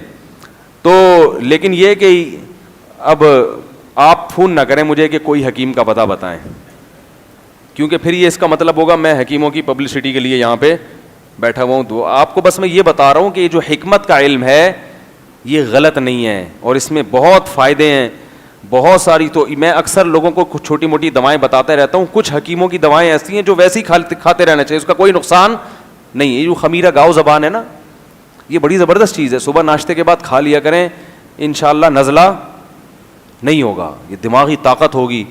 اور یہ اس تو خدوس بتائی تھی ایک دفعہ میں نے, وہ کھا لیا کریں رات کو 1 چمچہ گرم پانی کے ساتھ. میں بھی مشورے دے رہا ہوں, کھاتا میں بھی نہیں ہوں, مشورہ دینے پر تو کوئی پیسے نہیں لگتے نا. تو رات کو 1 چمچہ کھا لیا کریں گرم پانی کے ساتھ, زندگی بھر معمول بنائیں, بال آپ کے انشاءاللہ کالے رہیں گے سر کے, اور سر میں کوئی فاسد رطوبات جمع نہیں ہوں گی, وہ سب کھینچ کے نکال دیتا ہے. تو ایلوپیتھک کی طرف سخت مجبوری میں جائیں, سخت مجبوری میں, کیونکہ یہ دیسی دوائیں ہیں, یہ جڑی بوٹیوں سے تیار, ان کے کیمیکل نہیں ہوتے ان کے اندر. تو اس طرح کی دیسی چیزوں پہ اپنے آپ کو فوکس کریں گے تو دیسی رہیں گے, اور فارمی چیزوں پہ آئیں گے تو فارمی مرغی اور دیسی مرغی کا فرق دیکھ لو آپ. اچھا مجھے ایک بات بتاؤ, صحت ڈاکٹروں کی اچھی ہوتی ہے حکیموں کی؟ میں نے 99 سال کے چلتے پھرتے ہنستے بولتے حکیم دیکھے ہیں, ڈاکٹر ایک بھی نہیں دیکھا. اس کا یہ مطلب نہیں ہے کہ ڈاکٹروں کے پاس علم نہیں ہے, اصل میں چند بیسک چیزیں ہوتی ہیں ان کو کور کرنا ہوتا ہے, وہ حکیم کر لیتا ہے, ڈاکٹر نہیں کرتا. وہ ڈاکٹر کا معذرت کے ساتھ کوئی ڈاکٹر بیٹھے ہوں, 3 بجے تو کلینک بند کر کے جا رہے ہوتے ہیں, یہ کتے ان کو گھر چھوڑ کر آتے ہیں, بھونکتے ہوئے کتے نا. ایک صاحب ڈاکٹر نے مجھے بتایا, میں 3 بجے آتا ہوں, کہہ رہے ہیں پورے اورنگی ٹاؤن کے کتے میرے پیچھے لگے ہوتے ہیں اس وقت. تو وہ ظاہر ہے 3 بجے جو سوئے گا اس کی اپنی صحت ہی اچھی نہیں ہوگی, اور پھر وہ دوائیں کے جو ہے سائڈ افیکٹ بہت ہوتے ہیں. حکیم لوگ کیا کرتے ہیں, ہلدی دودھ میں ڈال کے پلا دی درد میں, کالی مرچ, میں نے بتایا تھا نا میرے پھوڑے پھنسیاں نکل گئے, ختم ہی نہیں ہو کے دے رہے, اتنی اینٹی بایوٹک کھائیں. ایک حکیم صاحب نے مجھے بتایا, وہ ہمارے استاذ بھی ہیں, انہوں نے کہا یار کالی مرچ لو اور پھانک لو اور چبا کے نگل لو, 3-4 دفعہ یہ عمل کرو. میں نے کیا, میرے دانے ختم. تو وہ گھر کے اندر ہی دیسی چیزیں اتنی رکھی ہوئی ہیں, کالی مرچ ہے, اس طرح کی چیزیں ہیں, وہ آپ کی بہت سارے بگڑیاں بنا دے گی انشاءاللہ. صحیح ہے نا. تو اب خود کالی مرچیں نا ٹھوکنا شروع کر دیں, ایسا نہ ہو کچھ آنتے وانتے جلا کے باہر نکل جائیں. وہ کالی مرچ اچھی خاصی گرم ہوتی ہے اور بہت سخت ہوتی ہے. ہمیں تو مرچیں کھانے کی عادت ہے, ہم تو دبا کے مرچیں پھوڑتے ہیں, اس لیے میں اتنی بڑی بڑی کی کھا لیتا ہوں, مجھے فرق نہیں پڑتا. لیکن جس کو مرچیں کھانے کی عادت نہیں ہے وہ ایک دانہ بھی کھائے گا تو اس کو بھی مرچیں لگیں گی, اور اس کے اڑوس پڑوس میں بیٹھے ہوئے لوگوں کو خود بخود مرچیں لگنا شروع ہو جائیں گی, حالانکہ انہوں نے کھائی بھی نہیں ہے. صحیح ہے نا. تو وہ اس کی حرکتیں ایسی ہو جائیں گی. مفتی صاحب ہم کسی تقریب میں جاتے ہیں تو ٹوپی پہنتے ہوئے ازار ٹخنوں سے اوپر کرتے ہوئے شرم آتی ہے. یہی تو موقع ہے میرے بھائی, یہی تو موقع ہے. ہمت کرو, بولو ہم ہیں ایسے, جس نے مذاق اڑانا ہے اڑا لے. دولہا بنتے ہوئے بڑی شرم آتی ہے لوگوں کو, شلوار ٹخنے سے اوپر, اور ہم دولہا ہوں. تو بھائی دیکھو بالکل دیسی طریقے سے دولہا بنو نا, جیسے میں بناؤں. میرا جو لباس ابھی ہے, جب بھی میں دولہا بناؤں میرا یہی لباس رہا ہے ہمیشہ, کیونکہ میں تو الحمدللہ اللہ نے یہ سعادت کئی بار عطا کی ہے. تو میری شلوار بھی ٹخنے سے اوپر, یہی سفید کرتا شلوار اور یہی پگڑی. اس کا فائدہ یہ ہوا کہ کئی بار اللہ نے اس سعادت سے نوازا ہے. اور جو زیادہ ٹشن بازیوں میں لگے رہتے ہیں وہ صرف ایک دفعہ بن پاتے ہیں, کیونکہ وہ ہر چیز میں لوگوں کی پرواہ کرتے ہیں نا.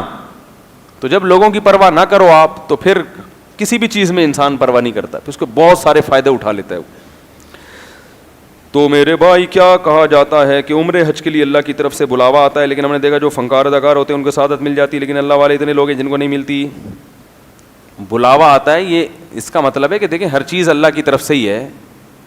تو اب اگر کسی فنکار کو اللہ نے حج پہ بلا لیا اللہ کی طرف سے, یعنی اس کو توفیق مل گئی, تو قیامت کے دن کیا ہوگا, بلکہ تو اس کے اوپر حجت بھی تام ہو گئی اللہ کی. اللہ کہے گا میں نے تجھے اپنے گھر کی زیارت بھی کروا لی, اب تو فلمیں چھوڑ دیتا بھائی تو. تو یہ ممکن ہے کہ یہ قیامت کے دن اس کے لیے ایک اللہ کی طرف سے حجت تام ہو جائے. اور یہ بھی ممکن ہے کہ چلو ایک بڑا گناہ اس سے ہوا تو ایک نیکی بھی ہو گئی, تو شاید کچھ قیامت کے دن کیا ہو جائے, بیلنس ہو جائے. تو بس جس کو توفیق مل رہی ہے شکر ادا کرے, جس کو نہیں مل رہی وہ اللہ سے توفیق مانگے.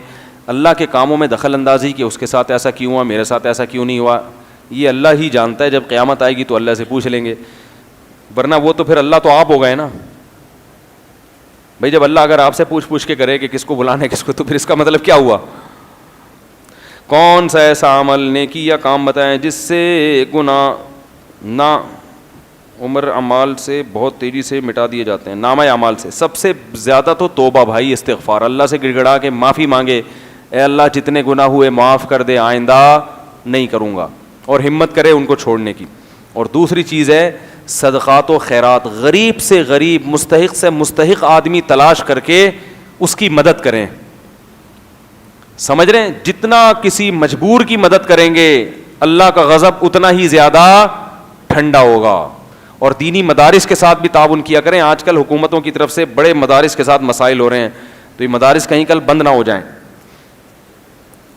شدت پسندی اور انتہا پسندی کیا ہوتی ہے؟ شریعت میں اعتدال سے, جو اللہ نے اعتدال بیان کیا, جو باؤنڈری اللہ نے کھینچی ہے, جب آپ اس باؤنڈری سے باہر آئیں گے تو یہ انتہا پسندی کہلائے گی. انتہا پسندی یہ نہیں جس کو لوگ لبرل لوگ انتہا پسندی کہتے ہیں, وہ تو شراب چھڑوانے کو بھی کیا کہتے ہیں, انتہا پسندی. شراب کے خلاف تقریر کو بھی وہ سمجھیں گے انتہا پسندی ہے. وہ نماز کے فرائض کہ نماز پر ہم اگر علماء بتائیں کہ نماز چھوڑنے پر ایسی سخت جہنم ہے, اس کو بھی وہ کیا کہیں گے, انتہا پسندی. تو اللہ اس کے رسول نے جو باؤنڈری کھینچی ہے اس سے آپ آگے نکلنے کی کوشش کریں گے تو یہ عمل کیا کہلائے گا, انتہا پسندی. مفتی صاحب آپ نے سوال کیا تھا اگر ہم کسی کام میں اسباب اختیار کریں تو ہو جاتا ہے, اور اگر اللہ توکل کے ساتھ اسباب کریں تو بھی ہو جاتا ہے. تو اللہ توکل کا کیا مطلب ہوا؟ مطلب یہ ہوا کہ یہ اللہ نے اپنے ارادے سے کیا ہے, اللہ چاہتا تو نہیں بھی ہوتا. تو نسبت کس کی طرف کی جائے, اللہ کی. جیسے ابراہیم علیہ السلام کو آگ میں ڈالا گیا, اللہ نے چاہا کہ نہیں جلیں تو نہیں جلیں نا, تو جو اللہ چاہتا ہے وہ ہوتا ہے. مفتی صاحب عائشہ صاحب کا باقاعدگی سے بیان سنتا ہے لیکن تراویح نہیں پڑھتا, آپ کا کیا خیال ہے, تراویح ضروری ہے یا بیان؟ بھائی تراویح سنت مؤکدہ ہے, اس کو بھی فوکس کریں, پڑھا کریں. مجھے صاحب رمضان میں نیند بہت آتی ہے اور اس وجہ سے ظہر کی نماز بھی نکل جاتی ہے, گھر والے چلاتے ہیں کہ نماز کے لیے اٹھو, جبکہ انجینئر علی نے کہا تھا کہ سوتے رہو رمضانوں میں, صرف نماز قضا نہیں. ایسا پتہ نہیں اس نے کہا کہ یہ نہیں کہا, واللہ عالم, چھوڑ دو اس کی جان یار. گھر والے چلاتے ہیں کہ نماز کے لیے اٹھو, اٹھنا پڑے گا آپ کو. ظہر کی نماز قضا کر دینا رمضان میں, وہ بھی, یہ تو اور بڑا گناہ ہے بھائی. یا جماعت چھوڑ دینا یہ بھی جائز نہیں ہے. مسجد کی جماعت یہ کیا ہے, ضروری ہے. فحش فلموں سے بچنے کا طریقہ, آج میں نے جمعے کے بیان میں یہ طریقہ بیان کیا ہے. جن لوگوں کو ان برائیوں کی عادت پڑ چکی ہے وہ اس برائی سے کیسے بچنے کی کوشش کریں, وہ سن لیں آپ بیان. ایک عورت کا مکان ہے, کہتی ہے میرے اوپر زکوٰۃ نہیں لگتی, اور اس نے بھائی سے 1 لاکھ کرایہ لیا ہے. بھائی کہتا ہے میرا 1 لاکھ دو, میں زکوٰۃ لے کر ادا کر سکتی ہوں. پتہ نہیں کیا مسئلہ ہے کہ سمجھ میں نہیں آیا. ایک عورت کا مکان ہے, کہتی ہے میرے اوپر زکوٰۃ نہیں لگتی. جب اس کے اوپر زکوٰۃ نہیں لگتی تو آپ اس کو زکوٰۃ دے کے کیسے ادا کر سکتے ہیں بھائی؟ حضرت آپ سے پوچھنا ہے کہ اگر میری اہلیہ زبان درازی پر اور غلطی کو تسلیم نہ کرتی ہو اور زبان درازی میں میرے والدین کو بھی معاف نہ کرے, حتیٰ کہ والدہ پر ہاتھ اٹھائے اور ان کو گالیاں دے, صورت میں اس کو مارنا جائز ہے یا نہیں؟ اگر والدہ پہ ہاتھ اٹھائے پھر تو ٹھکائی لگا سکتے ہیں آپ, یہ تو زیادہ ہو گئی نا. اگر والدہ اور بیگم آپس میں اتفاق نہ ہو تو کیا کریں؟ کچھ بھی نہیں کریں, صبر کریں, اور کیا کریں. کبھی کہیں ایسا کائنات میں ہوا والدہ اور بیگم میں اتفاق ہوا؟ کبھی کہیں کہیں ہو جاتا ہے, اکثر تو نہیں ہوتا. بس صبر کریں, چلائیں. مفتی صاحب ذرائع نہیں ہیں شادی کے تو گھر والے منع کرتے ہیں شادی کرنے سے. مفتی صاحب شادی کرنے کے لیے کوئی روزگار نہ ہو تو کیا کریں اور ابا بھی ذمہ داری نہیں اٹھاتے؟ ایک صاحب میرے پاس آئے, کہنے لگے, وہ آپ ناراض نہیں ہونا بھائی جو ان کا واقعہ ہے, وہ ان کو کسی کو کیا پتہ چلے کس کا واقعہ ہے یہ. وہ کہنے لگے یار وہ مفتی صاحب یہ بندہ جو ہے نا یہ گھر سے باہر نکلنا چاہتا ہے. میں نے کہا کیوں؟ کہہ رہا ہے اس کی سمجھ میں ابا نہیں آ رہے, اس کی سمجھ میں ابا نہیں آ رہے. تو میں نے آج ان سے پوچھا ابا آ گئے؟ انہوں نے کہا ابا نے ان کو ایک انجیکشن لگایا جس کی وجہ سے اب ان کو ابا سمجھ میں آنا شروع ہو گئے. تو میں نے کہا عجیب دور ہو گیا کہ یار پہلے تو باپ کہتا تھا کہ میری سمجھ میں بچہ, مجھے بیٹا سمجھ میں نہیں آ رہا. اب بچوں کو, یہ قیامت کی علامت ہے یا نہیں؟ بچوں کو ابا سمجھ میں نہیں آ رہے. یعنی بچے چاہ رہے ہیں ابا کس کے حساب سے چلیں؟ ہمارے حساب سے چلیں. تو بھائی شادی سے منع کرتے ہیں, آپ کر لیں. باقی وسائل نہیں ہے تو آپ کو کوئی رشتہ ہی نہیں دے گا تو کیسے کریں گے؟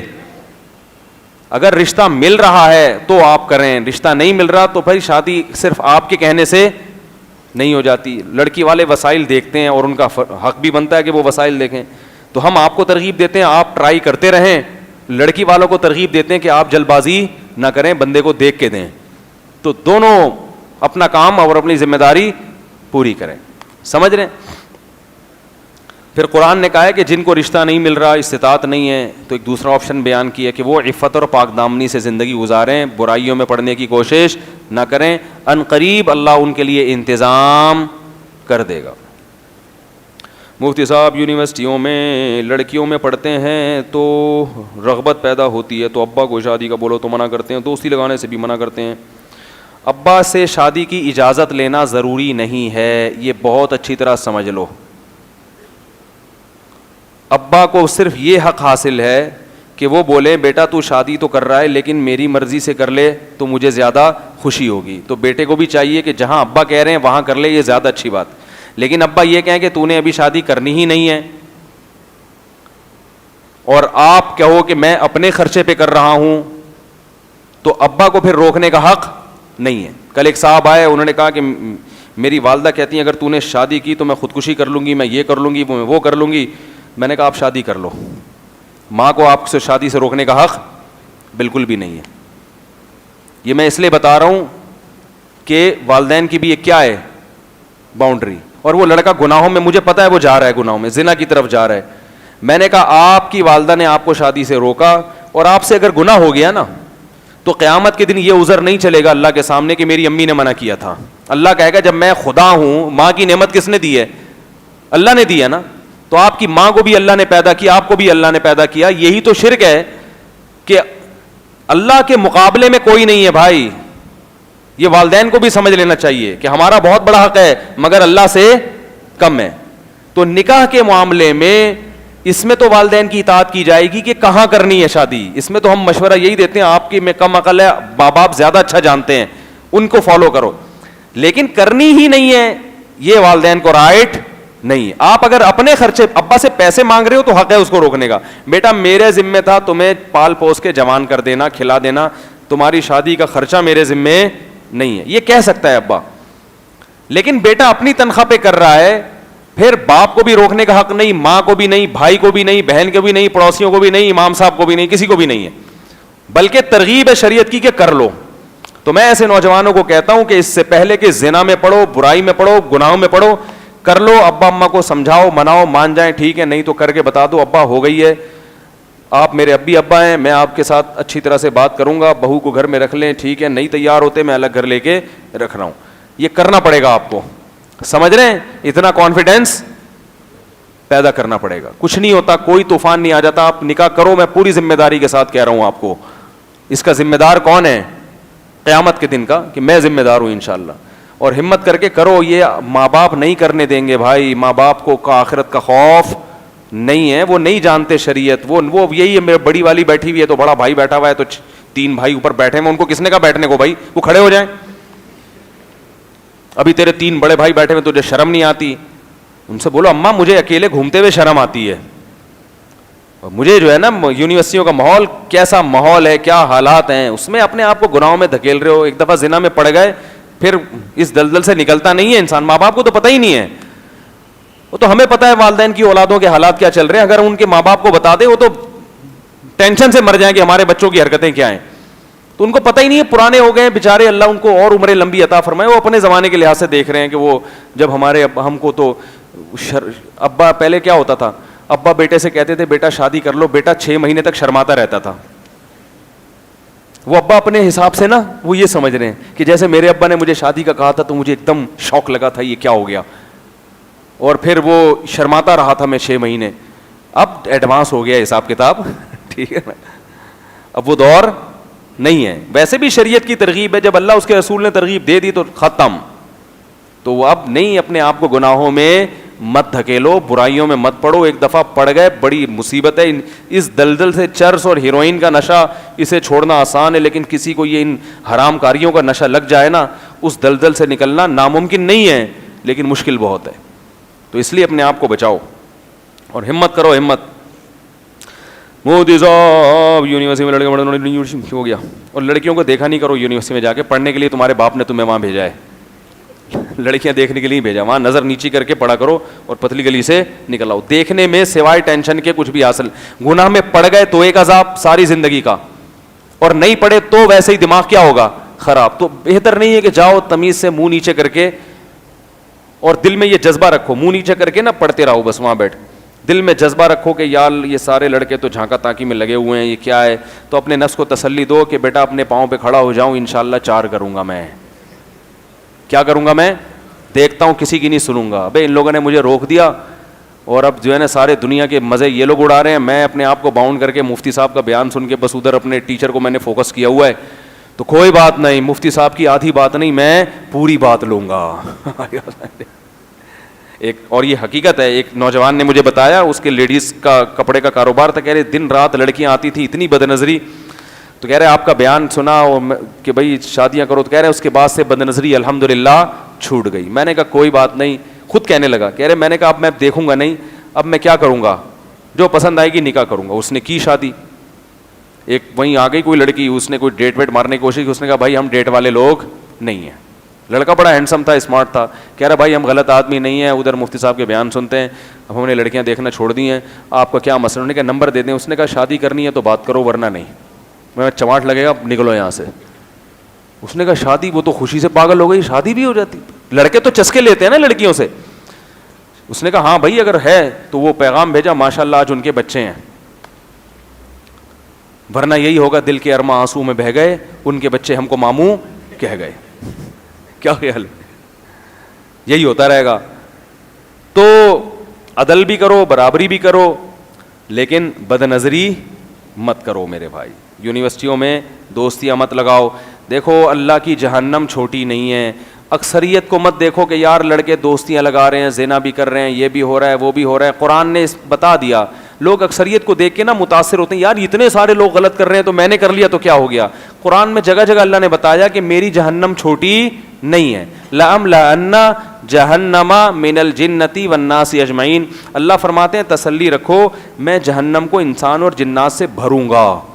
اس میں کم جگہ نہیں ہے. اتنے لوگوں کو دیکھ کے متاثر نہ ہوا کرو. بہت بڑی جہنم بنائی ہے, چھوٹی نہیں ہے, اس کا پیٹ چھوٹا نہیں ہے. قرآن کہتا ہے کہ ہم جب جہنم سے کہیں گے حل امتلاتی, تیرا پیٹ بھر گیا ہے, جہنم پتہ ہے کیا کہے گی, حل من مزید, اللہ ابھی اور پبلک چاہیے مجھے. یہ کیوں اللہ نے جہنم کے نقشے ایسے کھینچے, یہ بتانے کے لیے کہ ان لوگوں کی اکثریت کو دیکھ کے متاثر مت ہو. اللہ سوال پوچھے گا قیامت کے دن کہ جب میں نے زنا کو اور حرام دوستیوں کو حرام کر دیا تھا تو تم ان حرام کاری کی طرف کیوں گئے, حلال کو چھوڑ کے اس طرف کیوں گئے تم. اللہ ہم سب کو اس عذاب سے بچا کے رکھے. آپ سے گزارش ہے کہ جو لوگ سوال کرتے ہیں اس کو صحیح طریقے سے پڑھا کریں تاکہ ویسے ہی سوال. بھائی میں سوال صحیح طریقے سے نہیں پڑھ سکتا کیونکہ ٹائم کم ہوتا ہے اور میں اسٹائل میں پڑھتا ہوں. اب سوال پیدا ہوتا ہے, جب سوال سمجھ میں آئے گا جواب کہاں سے, تو جواب سے سوال سمجھ میں آ جاتا ہے. اس کو الٹا کر لیا کریں, وہ کیا بن جائے گا سوال. جب میں جواب دیا کروں تو اس جواب کو الٹا کریں گے تو کیا بن جائے گا سوال. جیسے ایک کتاب میں سوال آیا تھا کہ محمد بن قاسم نے, محمود غزنوی نے ہندوستان پہ 17 کیا کیے, اور دوسرا سوال یہ تھا کہ محمود غزنوی نے ہندوستان پہ کتنے حملے کیے. آپ کی سمجھ میں نہیں آ رہا تو وہاں حکومت گورنمنٹ کے پرچے ایسے ہی ہوتے ہیں نا, جو آج کل بورڈ کے پرچے ہوتے ہیں نا, اتنے آسان, اس میں انہوں نے جواب بھی چھپڑ میں لکھا ہوا ہوتا ہے کہ تاکہ بچے پریشان نہ ہوں. ویسی تعلیم کا حال ہمارے ملک میں بہت خراب ہے. تو ایک نے مزاحیہ وہ بتایا کہ حکومت سندھ نے سوال کیا لکھا, ایسی مزاحیہ سچی مچی میں نہیں لکھا, لیکن اس نے یہ ایک نقشہ کھینچا ہے کہ ایسے ہی ہوتے ہیں سوالات, اتنے آسان کر کے بناتے ہیں کہ بچے کیا ہو جائیں, پاس ہو جائیں. جس نے محنت نہیں بھی کی ہو تو رزلٹ تو آئے نا کچھ. تو اس نے ایک بتایا کہ سوال کی اردو کی آخری کتاب وہ ابن انشا نے لکھا ہے, اس میں لکھا ہے سوال یہ تھا کہ پہلا کہ محمود غزنوی نے ہندوستان میں 17 کیا کیے. دوسرا سوال, محمود غزنوی نے ہندوستان میں کتنے حملے کیے. تیسرا سوال, محمود غزنوی نے کس ملک میں 17 حملے کیے. چوتھا سوال, کس نے ہندوستان میں 17 حملے کیے. کیا خیال ہے؟ تو ہم بھی جواب تمیز سے پڑھ لیتے ہیں تاکہ آپ اس میں سے سوال گھر جا کے آرام سے نکال سکیں. وقت تھوڑا ہوتا ہے نا, اس لیے اپنی پرچیوں کے پورے انبار لگے ہوئے ہوتے ہیں. کیا عمران خان قادیانی ہے؟ نہیں بھائی, اس نے اعلان کہا ہے کہ میں قادیانی نہیں ہوں. اگر کوئی قادیانی صاف لفظوں میں جب ایک آدمی نے کہہ دیا, پھر آپ اس کو, تو حدیث میں آتا ہے کہ پھر آپ کی طرف کفر لوٹتا ہے. کیا عیدی چیپا شوکت خانم وغیرہ جیسے ٹرسٹ کو زکوٰۃ دینا کیسا ہے؟ بھائی اپنی ذمہ داری پہ کوئی دے, ہم سے پوچھ کے نہیں دے. جس کو اعتماد ہے وہ دے, جس کو اعتماد نہیں ہے وہ نہ دے. سبحانک اللہم و بحمدک نشہد ان لا الہ الا انت نستغفرک و نتوب الیک. Thanks for watching. Don't forget to like, comment, share and subscribe to Mufti Tariq Masood, famous scholar.